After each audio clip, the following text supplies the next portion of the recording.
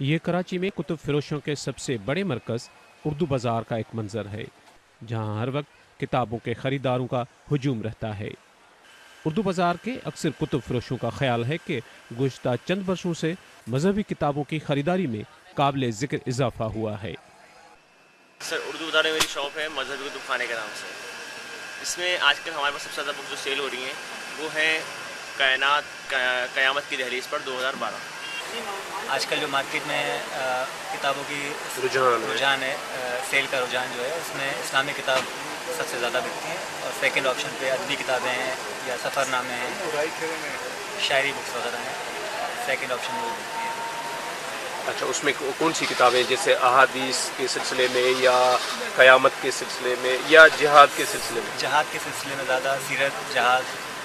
پہلے نمبر پہ general books ہیں، عام معلومات، ادب وغیرہ کے حساب سے ادب کے اوپر نمبر 1 پہ ہے، باقی اسلامی نمبر 2 پہ ہے، باقی پھر اسلامی بچوں کی اسٹوری بکس وغیرہ ہیں اسلامی، پھر وہ بچوں کے ٹاپک پہ بعد میں۔ جو مذہبی کتابیں ہیں وہ دوسرے نمبر پہ۔ جی ہاں، اس میں کون کون سے ٹاپکس ہیں؟ ٹاپک اسلامی ہے، زیادہ سے اسلامی ٹاپک زیادہ ہیں، احادیث، حدیث وغیرہ، فقہ پہ۔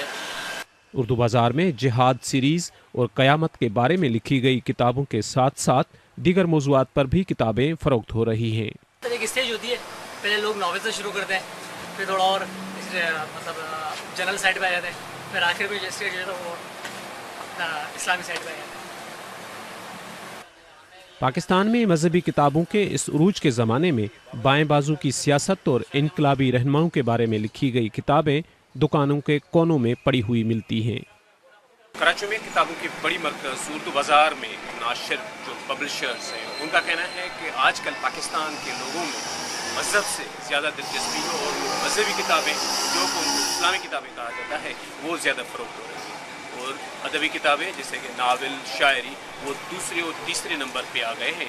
پاکستان میں مذہبی سوچ اور مذہب کے بارے میں، مذہبی سیاست کے بارے میں زیادہ تر کتابیں فروخت ہو رہی ہیں۔ سار کھوکھر، BBC اردو بازار، کراچی۔